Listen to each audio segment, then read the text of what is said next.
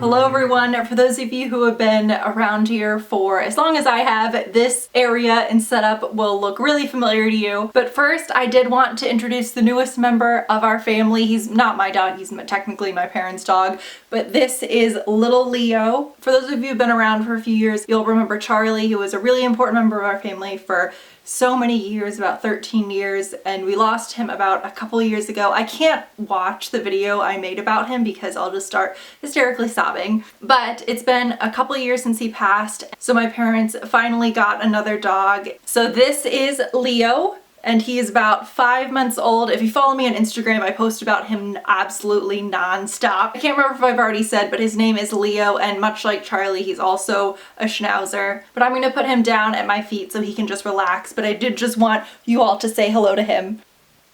What is it? What is it, Leo?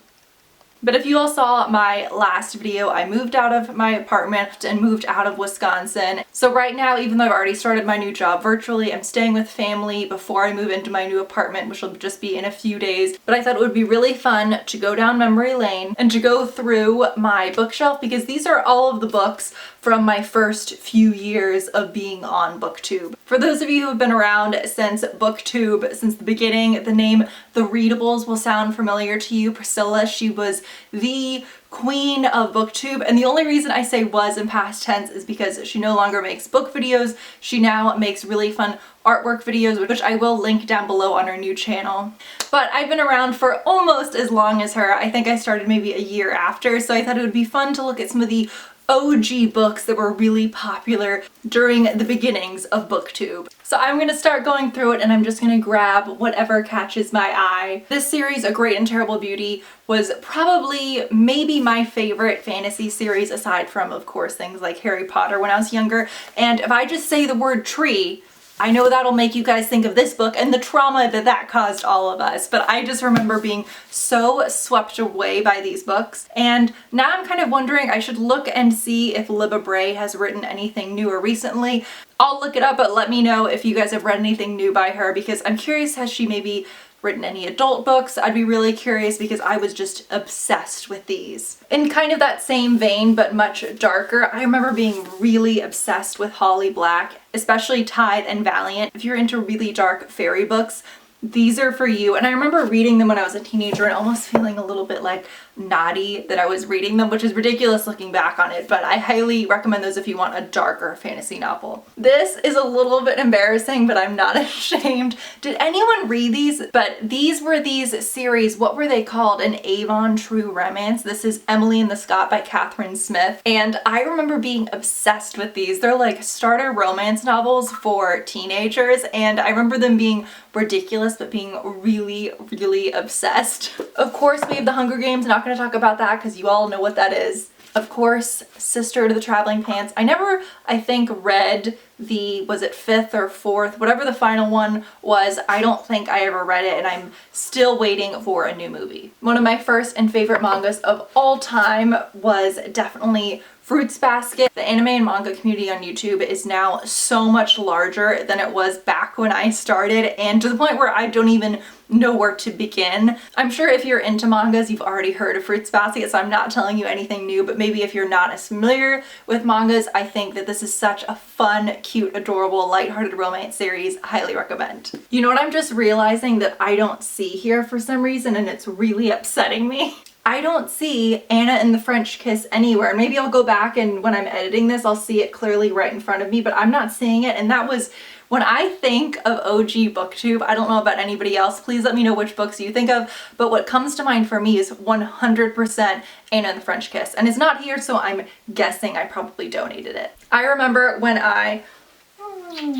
if you've been around since I started my channel, I used to talk about this series. Now we're shifting away from young adult, and I remember there's so much more variety. I don't know if anyone else feels this way. Of course, there have always been booktubers who read adult books since the beginning of Booktube, but at its start, it really felt like it was 99.9% young adult. And I remember I started to shift out of reading young adult and got into reading some really, really graphically adult horror slash romance novels. I mean, just take a look at this cover. I was obsessed with the series for years. I think it's the longest series I've ever read, and that's the Anita Blake Vampire Hunter series by Laurel K. Hamilton. I eventually gave up on this series after I think reading 10 or 11 of the books, I want to say. I do think they became objectively awful. That's just my 2 cents. The storyline started to feel like bad fan fiction of itself in a weird way, but if you want some dark romance with vampires, I highly, highly recommend at least the first maybe 7 books. This makes me sad to even hold because is this the last thing she's written? I think it might be, but this is The Grown Up by Gillian Flynn. You all know, at least when not that I'm sitting around thinking about the beginnings of my channel, but when I do, I think of Gillian Flynn because not to toot my own horn, but I was definitely on the Gillian Flynn train at the beginning. It makes me so sad she hasn't written anything in quite a while, but this was, I think, the last thing she read, short story called The Grown Up, which I didn't even love that much, but whatever. I've got to give a special shout out to Roses, which actually I've got 2 copies, but we have Roses. I have 2 different editions, and these are written by my friend Rose. I'll have her channel in addition to Priscilla's down below, but this is such a wonderful, fresh take on Beauty and the Beast, and her writing is just so stunning, so I cannot recommend this enough. Oh my god, please tell me if any of you guys ever read this series. This is, I got this for $3, go me. But this is the Forbidden Game series by L.J. Smith. This is 3 books in 1, but this I remember being about a girl who buys a weird board game at an antique shop, and then there's a guy who becomes obsessed with her and starts hunting and killing her friends when they all get trapped and pulled into the board game. And I remember being obsessed with whatever the villain's name in this, to Julian. That was, of course his name was Julian, to like an embarrassing degree. Please let me know. And there's some pretty intense fan fiction I remember reading online, very adult, about the series that I remember I really enjoyed. Of course, we've got all the, were they called True Blood books, or was that just the name of the show? I can't remember anymore, but I should go back and read some Charlene Harris for fun because I just always remember having such a good time with her books. We of course have Atonement, or I shouldn't say of course, I don't know how many of you have read this, but if you haven't seen the movie, I highly recommend first reading this book. I adore the movie and I really should go back and rewatch it, but I remember sitting in high school and getting to the ending, if you know what I'm talking about, if you read this, and just being in the library and everyone was reading time and trying to not make a sound, but I just remember my jaw was on the floor. You'll know what I'm talking about if you read this. This book I remember being very OG booktube, and oh, it scared me. And that is The Coldest Girl in Cold Town by Holly Black. I remember this being a really big deal, but I did not enjoy it as much as some of her original stuff. I thought this seemed a little bit more, I don't know how to describe it, basic, I don't know. I remember that when I first started really getting into thriller and horrors on YouTube, and I remember The Ruins by Scott Smith was one of the first, I want to say, horror novels I really started talking about a lot. If you want just a good straight up horror novel, this is about 4 friends who go to Mexico on a vacation, and some really, all I'll say is like skin prickling scary stuff starts to happen, and it's horrifying.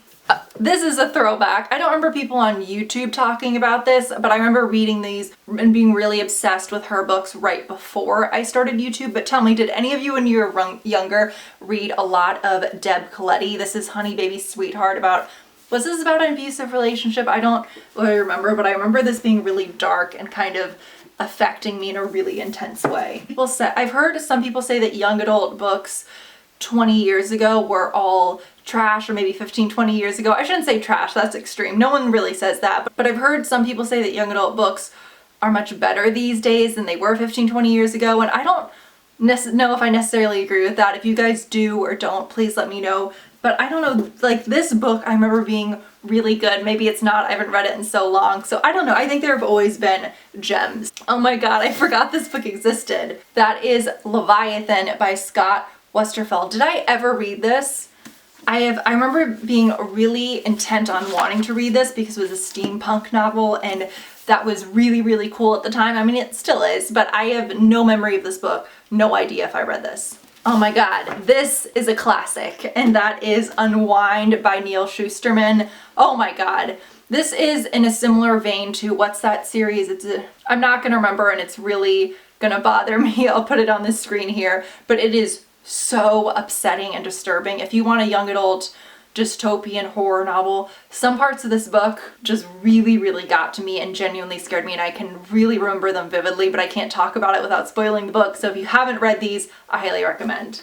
Oh my god, so this was not a popular booktube book. I was just really obsessed with it when I was younger, but that is The China Garden by Liz Berry. Look at those two little people kissing, teenagers sitting on some type of secret garden, but this takes place in England and a girl's gone away for the summer, and this is the type of book that I want like an adult version of. So if on the off chance one of you has read this and knows of what the adult equivalent is, please let me know, because it's summertime. I want to read something like this about a woman going away to a land she's not familiar with, falling in love, but having some dark, disturbing elements. I just remember loving this one, and I might go back and reread this summer, so I'm gonna set this out. Oh god, these next two. We've got some Sarah Dessen. I also have Just Listen there. I don't know if she still publishes books. She probably does, but I remember being obsessed with her books and them having some really powerful but difficult messages, and so I just remember really enjoying these, even if they were a little bit on the depressing side. I have become one of those millennials who has downloaded TikTok during quarantine. I'll put my account below, but I haven't posted anything, but I'll post it on the very off chance that I start. But I've seen some people do like, I'm gonna bring out a memory that you haven't had in years. But if you're reading young adult books like 9 years ago, I'm gonna bring back a memory you haven't had in years, and that is Beauty Queens by Libba Bray. Has anyone thought about this book in years? I have not, and it's bringing back so many vivid memories. But I remember it being a satire and a lot of people not liking it, but I really did. Speaking of books that I liked that a lot of people hated, we have The Marbury Lens by Andrew Smith. This is one of the first times I remember recommending a book and people coming back and hating it. So I'm really curious. I don't even remember what this is about. I remember thinking it was really scary, but a lot of people just thought it was stupid, which we all have our own opinions. They're all valid. Of course, we've got some John Green. Did anyone read this when they were really little? I remember this is The Confessions of Charlotte Doyle by Avi. Oh my god, I remember my literature teacher in the 6th grade, I think, would read sections of this aloud at the beginning of every class, and even the kids who didn't like reading or who didn't generally want to sit and listen to her read, I remember we were all just, this and Holes, we all paid attention to.